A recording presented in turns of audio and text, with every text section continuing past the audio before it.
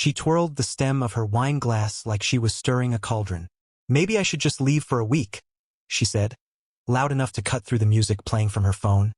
"Let you feel what it's like without me around cleaning up your messes." Her friends laughed, real, guttural laughs that came too quick to be genuine. I stood across the kitchen island, holding a dish towel, staring at the remnants of a dinner I'd made for all of them. Roast chicken, rosemary potatoes, a bottle of the good wine. You'd think I had slapped them all across the face with it. She met my eyes, daring me to protest. I didn't. "If that's what you need," I said, folding the towel neatly on the counter. That's all I gave her. Not a raised voice, not a plea, just a flat, even tone like I was approving a work order. I saw the flicker barely, but it was there. That pause where she expected something else. That power vacuum when someone realizes their bait didn't land. She downed the rest of the wine and said, "Good. Then I'm gone tomorrow." One of her friends clapped, literally clapped, and squealed, "Yes, girl. Teach him." Another leaned over to whisper something, eyes flicking toward me like I was the janitor they were gossiping about. None of them noticed my expression didn't change. That was the moment I knew exactly how this would play out. Not the drama, not the tears, not the fights, the quiet. Because when someone thinks they've cornered you with a performance, and you don't play your part, that's when the whole theater collapses. That night she packed, loudly, performatively, tossed clothes into her overnight bag with the same energy she used to criticize my driving. She left the door open, as if I might wander in and beg her not to go. I was in the garage, oiling the hinges on the tool cabinet she said I never used. By morning, she was gone. Her perfume lingered like arrogance in the hallway. A half-drunk espresso on the counter. A toothbrush still in the holder. Like she wanted to keep one toe in the house. The audacity was almost artistic. Her name was still on everything: house, accounts, business license, yet she walked out like it was some cute power move. A 7-day punishment. What she didn't know is that for the last 11 months, I had been working late not just at the office but with someone else. A friend of mine, older, semi-retired, used to work estate law. He owed me a favor. I wasn't planning to use it until last night. And since you're already here and clearly enjoying this story, do us both a favor, hit that subscribe button. Over 97% of folks who listen to these never subscribe, and honestly, it helps the team bring you even better content. So go on, it only takes a second. Alright, back to the story. Her car pinged just before noon. A location update. She forgot I had access. A spa resort in another state, of course. Reflection week, her friend posted. No boys allowed clinking glasses. I chuckled and opened my desk drawer. A manila folder waited inside, labeled in neat handwriting. Trigger documents. She'd seen it before. Years ago. Signed a few things with a bored yawn. One clause stood out now in blue highlighter. If either party vacates the primary residence without notice for more than 48 hours for non-business or medical reasons, sole authority may transfer to the remaining party via notarized declaration. She thought I'd just roll over and beg. Instead, I walked into my office, locked the door, and picked up the phone. "It's time," I said. No yelling, no threats, just chess. Because the thing about lessons is this. Sometimes the student thinks they're the teacher. But I had just opened the textbook. And page 1 was hers. Her departure wasn't loud, it was calculatedly loud. Like a child slamming the door just to see if someone runs after them. She even left a note beside the fruit bowl that said, "Maybe this time apart will help you grow up." Not signed. Not folded. Just sitting there like it was supposed to sting. I stared at it for a few seconds before using it to clean a coffee ring off the granite. Her flight info pinged at 11:12 a.m. from Charlotte. Private story on Instagram. A mimosa glass, legs in a bathrobe, and the caption, "Detox begins." The background music? Beyoncé's Sorry. Predictable. I closed the app, locked my phone, and opened the bottom drawer of the cabinet. Inside was an old flip phone. Unregistered. No cloud. One number saved. Clark. I dialed. "Yeah. It's time," I said. My voice felt foreign in my mouth. Flat like a legal stamp. Clark didn't miss a beat. "You're sure?" She left. Unannounced. Out of state. It's documented. There was a pause and then the clack of a mechanical keyboard. He still typed like he was in court. 2 fingers aggressively. "Good. Then yes. The documents are ready." The air in my home felt different. Lighter. No background judgment. No passive sighs from the next room. No wine glasses clinking from late-night girl talks about how real men don't track mileage on grocery bills. Just silence. My kind of silence. I walked into the den, opened the laptop I kept separate from our shared devices, and pulled up a secure folder. Inside, PDFs dated 6 months back. Trust restructuring paperwork. Home title contingencies. Letters of revocation. Backup lease modifications. Each labeled with a dry efficiency she would have mocked until now. Most husbands in situations like mine beg, plead, panic. But I'd spent years watching the erosion one sarcastic jab at a time, one wine night therapy buzzword at a time. What she called boundaries, I called red flags with neon lighting. So I prepared. Not out of malice. Just prudence. Clark emailed me 2 documents by noon. One for immediate notarization. Transfer of primary financial agent via Clause 3.4b. The other, a single-page revocation letter for joint control of our family trust, based entirely on absence trigger logic. She'd signed that one while watching reality TV, asking me if she really needed to read all this boring crap. No, honey, you didn't. By 2:30 p.m., I was sitting in the notary's office. Small place, no windows, smelled like ink and dust. The guy barely looked up, stamped both pages with a mechanical click, handed me a copy, and said, "That's it. You're now the sole financial controller. Anything else?" "Yes," I said. "Fax this to the county registrar and send a certified copy to the management company. Use the address I gave you, not the shared one." He didn't even blink. Guess I'm not the first guy to go ghost mode after a detox getaway. As I drove home, I thought about the way her friends always said, "You're lucky she chooses you," like I was some lottery winner in a game I didn't enter. But luck has nothing to do with leverage. And leverage doesn't ask permission. I pulled into the driveway and stared at our house. Correction, my house. Everything looked the same, but something fundamental had shifted. That night, I opened a bottle of bourbon she always said was too harsh for guests, poured 2 fingers, sat in her favorite chair, and deleted her access to our joint cloud drive. Let her detox. I was already disinfecting. The first time I showed her the trust agreement, she was halfway through a pedicure in our living room, glass of Prosecco in one hand, phone in the other, scrolling through vacation rentals, just for fun. I had printed everything, color-coded, tabbed, even highlighted the parts one thought might raise questions. Clause 5.3, Clause 9a, and most importantly, Clause 12. See unilateral control in event of unnotified absence from primary residence exceeding 48 hours. She didn't even look up. Do I need to read all this? Can't you just tell me the important parts? I did. Slowly. I explained how the trust protected both of us. How it gave either party temporary authority over assets if the other left without explanation. It's just a safeguard, I had said. Only kicks in if things go sideways. She yawned, signed with a glitter gel pen, then asked if we could order Thai for dinner. I scanned that file into a locked folder the same night. Not because I thought I'd need it, but because something about the way she skimmed everything, contracts, boundaries, even my emotions, told me she'd one day trip over her own shortcuts. That day had come. I pulled the file back up, digitally first, then the hard copy from my safe. It was thick, detailed, precise, crafted with every bit of legal paranoia Clark and I could muster. She had insisted years ago on keeping her boutique store's registration under the trust umbrella to save on taxes. That decision alone gave me broad legal range over the business as well, because I was the initiating grantor. She thought the paperwork was boring, dry, bureaucratic noise. She didn't see what it really was. An exit plan dressed like joint responsibility. It took me 20 minutes to trigger the clause. One signed declaration, notarized and timestamped, and the shift began. Control of the trust, mine. Asset protection clauses, frozen. Spousal privileges, suspended, pending a joint reinstatement hearing, which, conveniently, could only be requested after 30 consecutive days of co-residency. And she had just left for a week. I smiled, the kind of slow, quiet smile that only happens when you realize someone handed you the knife they're about to trip on. Even better, she'd been using the trust's shared credit card to book spa treatments, private yoga instructors, and business dinners for her store's social media interns, because it was all technically reimbursable until now. Now it was all personal misuse of fiduciary funds.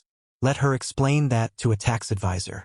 I filed the amendment packet with Clark's courier by 6 p.m. sealed, time-stamped, and logged. 2 copies went to the trust's custodian in Delaware, 1 to our family accountant, and 1 to the boutique's silent partner, my cousin Mike, who never liked her and had been waiting for an excuse to call his investment in. The chessboard was set. She had played checkers for years, jumping emotions, skipping consequences, landing hard on smug declarations like, "You'd be lost without me." But this wasn't emotion. It was documentation, and she'd never bothered to read it. Funny, really. She always prided herself on being the organized one. She had color-coded bins in the garage, arranged our spice rack alphabetically, and created entire Pinterest boards on how to declutter your soul. Yet somehow, she'd never once opened the folder labeled Mutual Financial Trust Emergency Protocols. She'd seen it, rolled her eyes at it, and signed her name at the bottom. Now that signature was a weapon. Not forged, not manipulated, just activated. While she was sipping cucumber water and tagging her friends in posts about spiritual resets, I was rewriting the architecture of our lives. She thought she was pausing the game. She didn't realize it was already over. The first move was so quiet even the bank didn't flinch. A signature here, a verification code there. The clerk at the branch recognized me from years of Friday deposits. Still called me, sir. Like I was someone's uncle they didn't want to disappoint. Just updating some internal controls, I said, smiled. He nodded, tapped his keyboard like it was a piano, and handed me a folder labeled Reassignment of Mortgage Authorization. No protest, no delay. She wasn't there to contest it, and she couldn't, not after voluntarily vacating the residence without notice. Clause 12C, again. The backbone of everything I was now doing. Utilities came next. Power, gas, water, even the Wi-Fi plan she'd insisted on upgrading for better streaming. All switched to individual accounts under my name. Not canceled, just converted. The lady at the electric company asked if I wanted to retain spousal billing privileges. I said no, with a tone like I was choosing a different salad dressing. The car was trickier, only because it was technically in her name, but registered at our shared address and financed with my credit. Clark had prepared for that too. A title reassignment form tied to our shared asset management contract. A contract she signed when we refinanced 3 years ago. I dropped it off at the DMV on a Tuesday morning and had the new title printed by lunch. She still had the car. She just didn't own it anymore. It was astonishing how much you could rearrange in a week if you knew the system and didn't blink. Even the boutique, her pride and joy, wasn't safe. On paper, it was her business. In reality, I'd been the seed investor, the grantor of the initial line of credit, and the co-signer on the commercial lease. Which meant that buried in the operating agreement, again, filed and forgotten, was a clause allowing the majority stakeholder to revoke joint tax advantages if misuse or misrepresentation was suspected. Her Instagram posts from the spa didn't help her case. Neither did the write-offs from last month's business retreat that included hotel room service, massage add-ons, and a bottle of Veuve that was somehow charged as client entertainment. I triggered the clause quietly, filed it through our tax advisor with a revised Form 1065, revoking the shared shelter status and flagging a pending audit. No one called, no one emailed, just a green accepted checkmark from the IRS portal. What once looked like a marriage with entangled finances now looked like 2 strangers with separate orbits. By Thursday, I had even changed the codes to the garage keypad. Not locked her out, just removed the auto-open from her app. A symbolic touch. If she wanted in, she could ring the bell like a guest. There was a strange calm in all of it. No yelling, no vindictive rage, just paper, signatures, and timestamps. I wore jeans and a flannel shirt through most of it, sipping coffee from the mug she once gave me that said, "I'm not arguing, I'm just explaining why I'm right." Ironic, that mug held more truth now than ever. I didn't tell anyone, not my sister, not the guys at work. This wasn't a performance. There were no social media declarations, no cryptic quotes about healing or knowing your worth. Just quiet action, like replacing a cracked beam in a foundation while the house still looks fine from the street. And the best part? Every move I made was legal, reversible only by mutual agreement. And she'd burned that bridge the moment she packed her Louis Vuitton bag and declared, "Maybe I should leave so you appreciate me more." Oh, I appreciated something all right. I appreciated the stillness, the clarity, the way the house sounded without her chaotic energy rattling the walls. I even found myself sleeping better, deeper. No cold shoulder facing away from me in bed. No sighs when I walked into a room. By the end of the week, I had one final task left. Changing the emergency contact forms on our insurance, our will executor, and our medical directives. For the first time in 14 years, her name wasn't next to mine. She thought this was a timeout. She didn't realize it was a transition. Surgical, permanent, and by the book. It happened on the third day of her empowerment getaway. Mid-afternoon, somewhere between her overpriced sound bath and a Reiki session with a woman named Sapphire who wore crystals as earrings. She was lounging poolside with her friends, phone in one hand, cucumber water in the other, when it rang. It was Lara, the responsible one in the group which wasn't saying much. Lara worked part-time as a real estate assistant and had once bragged about helping draft a lease agreement for a vape shop. But today her voice was different, tight, breathless. Hey, did you take your name off the backup lease on the house? My wife blinked behind oversized sunglasses. What? No. Why? Lara's voice dropped to a whisper. Because I just checked. You're not on it anymore. There was a pause. My wife sat up. What are you talking about? That lease is automatic. He'd have to file a form with the property manager. And he wouldn't even know how to do that.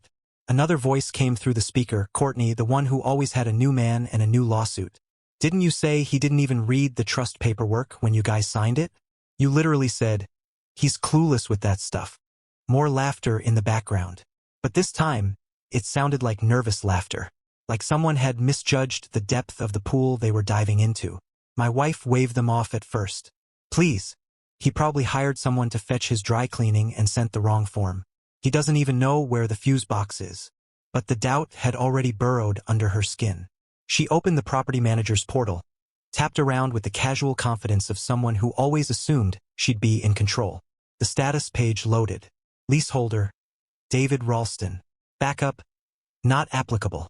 She stared at it, then refreshed it. Same result. The water in her spa glass suddenly felt a little warm. The friends leaned in, eyes darting between each other. The laughter was gone. Babe, call him, Lara said, nudging her. Just clear it up, she called. It rang. Once, twice, straight to voicemail. She tried again. Voicemail. She opened their shared calendar. It was blank. Completely blank. No reminders. No bill due dates. No color-coded notes about her boutique's relaunch party. It looked like a digital graveyard. The third call also went unanswered. Then she tried his email. The one they used for shared bills. Blocked. She frowned. No way, she muttered, trying his personal one. It bounced back instantly. She laughed, forced and sharp. Okay, well, he's clearly being petty. This is classic wounded man behavior. You let them feel a little pressure and they go silent. He's trying to get under my skin. But Lara was still staring at her phone. Wait, I just pulled the trust file from when you two signed at that notary office. Remember? The boring afternoon with the tuna sandwiches. My wife was now visibly tense. Yeah? What about it? It says here, Clause 12, c. Unilateral fiduciary control may be assumed in the event of voluntary absence exceeding 48 hours without co-party notification. She blinked. What? Courtney leaned over. So wait, you left. You didn't tell him anything. And it's been 3 days. They all stared at her. Her mouth opened slightly, but nothing came out. Courtney's tone shifted. You're not playing him. He's playing you. No, she said, standing. No, he wouldn't do that. He's not wired that way. This isn't him. But her voice didn't sound convinced. Not even to herself. Because for the first time it occurred to her, what if the man she thought would always be 3 steps behind had simply stopped running the race and started laying traps instead? She tried calling him again. Voicemail. No ring this time. Just silence. The kind of silence that feels surgical, calculated. The others were now pretending to scroll their phones, not making eye contact. It took 3 hours for the panic to fully set in. She excused herself from dinner early, blamed a migraine, but spent the evening frantically texting old contacts. Lawyers, mutual friends, even Clark, not knowing he'd long since chosen his side. She thought this trip was a lesson, a break to reclaim her space. But the only space she had now was the growing void between who she thought she married and the man quietly dismantling her kingdom, one signature at a time. She came back 2 days early, which in her mind probably felt like a grand act of mercy, like Cleopatra descending the throne to offer grace. The wheels of her suitcase clicked over the hardwood with that entitled rhythm only someone truly unaware can muster. She even had a half-smirk on her face as she walked through the front door, expecting, what? Me sitting at the kitchen table, eyes puffy, ready with some half-mumbled apology about how much I missed her. The keys still worked. I left them that way on purpose. Predictability has power, especially when it leads your opponent to the wrong conclusion. She pushed open the door with a little extra flair, maybe for an imaginary audience, and paused in the entryway like she was waiting for something. Noise, movement, a greeting. Anything. Nothing. She called out once. David. Silence. The house wasn't cold. It wasn't warm. It was balanced, neutral. A place with no mood left for her to bend. Her heels clicked toward the bedroom. The first real crack in her face came when she turned the doorknob and saw the bed. Made perfectly, like a hotel. Crisp sheets, decorative pillows, and completely empty of her belongings. No robe on the hook. No hair products on the dresser. No half-unpacked tote bag spilling receipts and hand cream. Just space. She stood there for a few seconds, confused, before spotting the folded note on the kitchen counter. Guest room is made up. Let me know when you'd like to discuss next steps. No signature. No flourish. Just plain black ink on plain white paper. She snorted. A bitter, disbelieving sound. Wow, he's really doing a bit. Okay. She shook her head like she was the sane one in a room of lunatics. As if I had just thrown a tantrum in her absence and moved her stuff to make a statement. But she hadn't even started reading yet. It wasn't until she opened her laptop and pulled up her email that her laugh died in her throat. The first one hit like a mild slap. Account access modification notice. Property tax authority reassigned. Then another. Notification of control transfer. Ralston Family Trust. Primary signatory updated. Her inbox had 13 unread messages. By the fifth one, her jaw had tightened. By the eighth, her fingers were frozen over the trackpad. And then the boutique email. Subject. Partnership designation change. Filing acknowledged. The boutique. Her baby. The one she built from Pinterest boards and overpriced logo designers. She clicked it open, hoping it was some system glitch, some cruel prank. Instead, it was a confirmation from the state registrar. The primary financial controller had been redesignated. As per filed clause 6b, the trust's voting member had reassigned business privileges, pending audit. Her boutique no longer lived under the shared tax shelter. It now lived under my umbrella. Alone. She jumped to the portal dashboard. Half the settings were grayed out. Her admin role was still there, but stripped of authority. She tried to reset her permissions and got an error message. She called the silent partner. Hey, it's me. I need to fix something with the... He cut her off. You'll have to take that up with David. She blinked. What? No, I'm the one who... He interrupted again. Not anymore. The trust controls changed. He owns majority leverage now. You walked out, remember? She barely managed to say goodbye before the line went dead. She threw her phone on the counter and started pacing, talking to no one. This is illegal. This is manipulation. I was gone for 5 days. This isn't how anything works. Except, it was, because she had signed it, because I had read every clause, because she had laughed through them, too busy texting her friends about whether to get curtain bangs again. She spent the next hour digging through drawers, checking the home safe, pulling open files like she could find some hidden lever to pull. But all she found was silence, order, an environment now immune to her chaos.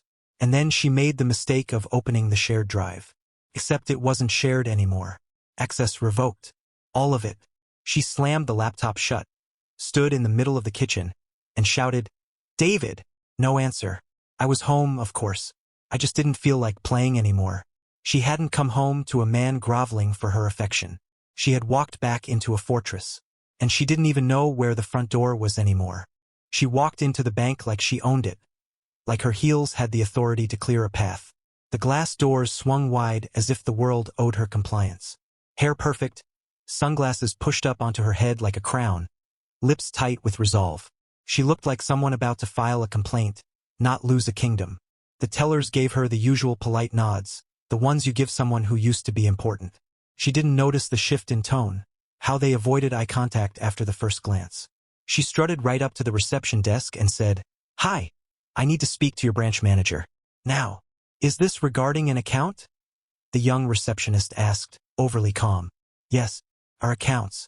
Joint checking, savings, business float line. The name's Ralston. The receptionist typed with fake urgency, then said, "1 moment, ma'am," and disappeared into the back. She glanced at her phone. No messages. No missed calls. Just a week-old text from Laura that read, "He's too quiet. Be careful." She hadn't responded to that one. The branch manager came out a few minutes later. A man named Kent who'd met us once before at a quarterly review. Nice guy. Wore a tie even when no one else did. Today, his face looked like he'd drawn the short straw. "Mrs. Ralston," he greeted, extending a hand that she didn't take. "Let's talk in my office." She followed him in with that tight smile women wear when they think they're about to shame someone into submission. Once the door closed, she dropped the performance. "What the hell is going on with our accounts?" He motioned for her to sit. She didn't. "Mrs. Ralston," he began carefully, like a man disarming a bomb. "We received a reclassification request last week. Ownership and control were reassigned based on trust activation and documented notice." She blinked. "Reclassification? What does that even mean?" "The joint designation has been frozen," he said. "Pending arbitration. Mr. Ralston filed notice under Clause 12C of your shared trust. It grants unilateral control if one party voluntarily vacates the shared residence for more than 48 hours without documentation or medical necessity." Her mouth opened, closed. "That clause doesn't mean this. He can't just lock me out of our own money." "I'm not a lawyer," Kent said calmly, folding his hands. "But the trust document is legally binding and has been recognized as valid by our compliance team." She looked around the office like someone checking for cameras, like this was some elaborate prank. "I need access to my boutique's line of credit. Right now." "I'm sorry," he said. "That line was reassigned to the primary grantor. It's under review pending ownership audit. You're welcome to submit a dispute packet." Her voice rose. "A dispute packet? Are you serious? You know me, Kent. You've seen my name on every damn check for the last 3 years. I also saw your name disappear from the tax shelter designation," he said, still professional. 4 days ago. She sat down hard in the chair she'd refused earlier. The impact echoed in the room. "I was gone for 5 days. He didn't respond. Just gave her the look professionals reserve for people who never thought consequences would arrive. And you just let him do all this? Without calling me?" "He didn't remove you from the trust, Mrs. Ralston," Kent said gently. "He just activated a clause. A clause you signed." Her voice dropped to a whisper. "He set me up." "I can't speak to his intent," Kent replied. "But everything he did is documented and currently in compliance." She sat there, stunned, while her phone buzzed again. A new email. This one from the boutique's payment processor. Notice: payout method updated by authorized controller. She didn't even open it. She looked up at Kent, and her voice cracked, just slightly. "You don't understand. This was supposed to be my move. Just a reset. Not this." Kent gave a polite, bureaucratic smile. "Then perhaps this isn't about money. Perhaps it's about control." She stood abruptly, knocking her bag into the chair. Her exit was quieter than her entrance. No eye contact on the way out. No nods from the tellers. Only the soft ding of the glass doors as they closed behind her. She had expected him to be wounded, maybe sulking. But instead, she found a man who had simply moved faster and made sure everything had a receipt. She sat at the kitchen counter, shoulders hunched, staring at the bottle of wine she used to mock him for drinking. "Too dry," she used to say. "Makes you smell like a retired priest." Now she poured herself a glass without hesitation. The only thing familiar in a house that suddenly felt like it belonged to a stranger. She'd spent the entire day calling, pleading, circling, grasping at bureaucratic air. Every door she opened slammed itself shut. The accounts? Frozen. The trust? Activated. The boutique? Controlled. The lease? Modified. The car? Re-registered. She still hadn't seen him. Still hadn't heard his voice. Not even a welcome home. He'd gone full ghost, except ghosts don't rewire your life with notarized precision. Around 9:42 p.m., the inbox pinged. One new email. From David Ralston Legal Representation.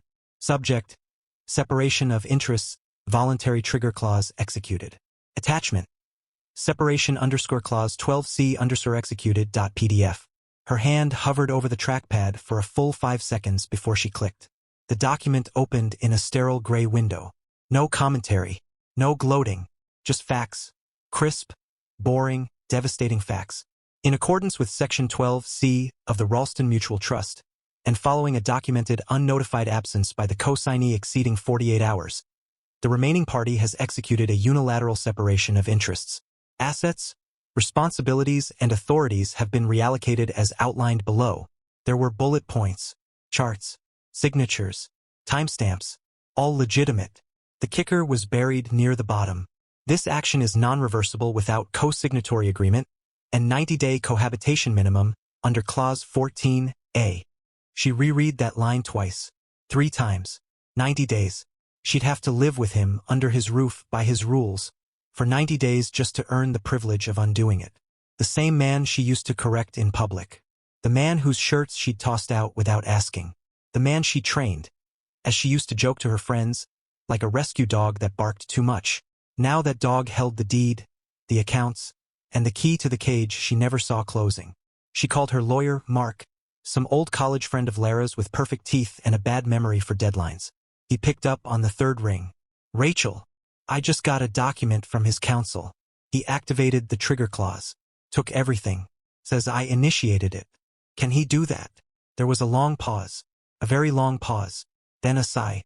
Technically, yes. What do you mean technically? I mean you vacated the primary residence without prior written notice, for a duration exceeding the threshold outlined in the trust. You were gone for over 48 hours. That's the condition. You triggered it. She swallowed hard. But that's not what I meant when I left. I understand. But it doesn't matter what you meant.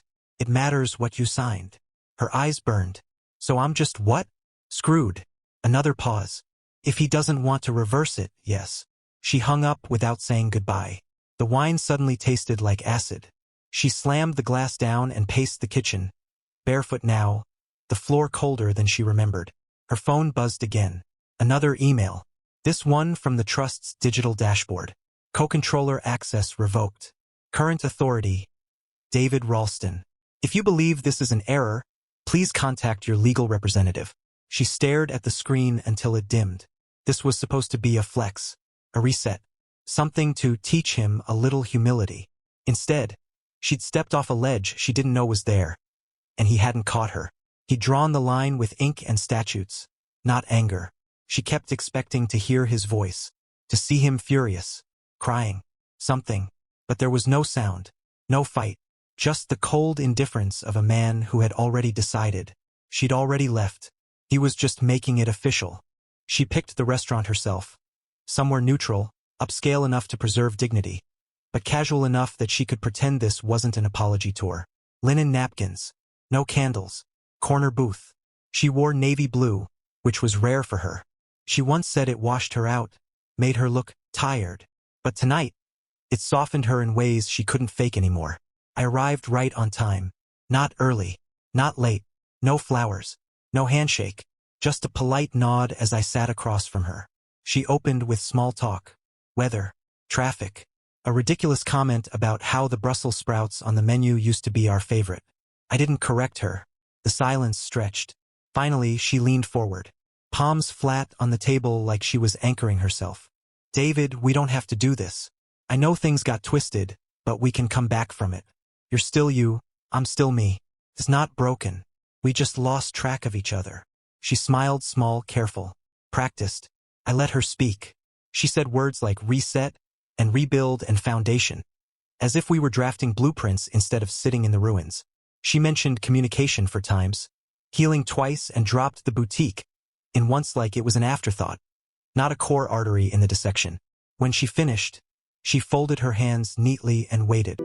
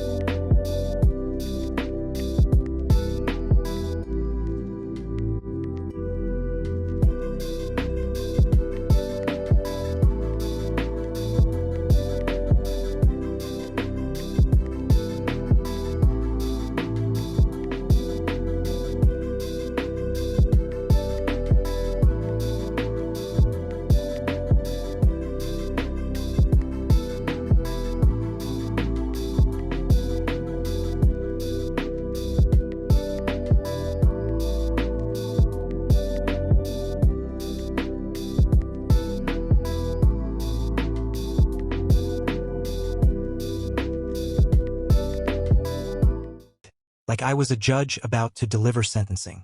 But there was no sentencing. Just facts.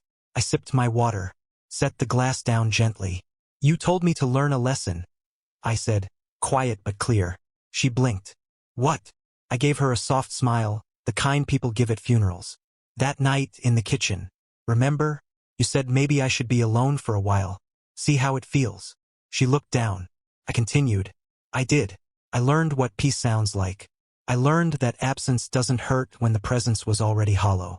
I learned that loving someone who keeps you in emotional debt isn't love. It's survival. Her voice was barely a whisper. That's not what I meant. But it's what you taught. The waiter came with the check, setting it delicately between us like a bomb. She reflexively reached for it, trying to summon some gesture of goodwill. I raised a hand. It's already paid. She froze. I stood slowly, adjusting my jacket. I appreciate the dinner, I said. And the performance. She looked up, eyes searching my face for softness, for anything left to negotiate with. There was nothing. I don't hate you, I added, but I also don't owe you anything anymore. I turned to leave, then paused at the edge of the table. You said space would help us grow. You were right. She tried to speak, but I was already walking. She stayed behind, sitting alone at a table set for two, with an empty seat across from her and a waiter patiently waiting to clear the plates. And for the first time, she realized something horrifying. I hadn't come to argue. I came to end the conversation, and I didn't even need her to agree. The envelope arrived in a plain white sleeve. No fanfare, no return address she'd recognize, just a signature-required slip from the courier and a thin slice of dread as she turned it over in her hands. Her nails, freshly done for no one in particular, dug slightly into the corner as she opened it. She already knew what it was, even before the flap gave way. Inside, 3 documents, neatly stapled, crisp, no folds. The first was formal, transfer of ownership notification. Ralston primary residence. Effective immediately. Full rights, title, and deed reassigned to David Ralston. The second, mutual spousal agreement dissolution acknowledgement. Pre-signed by both parties.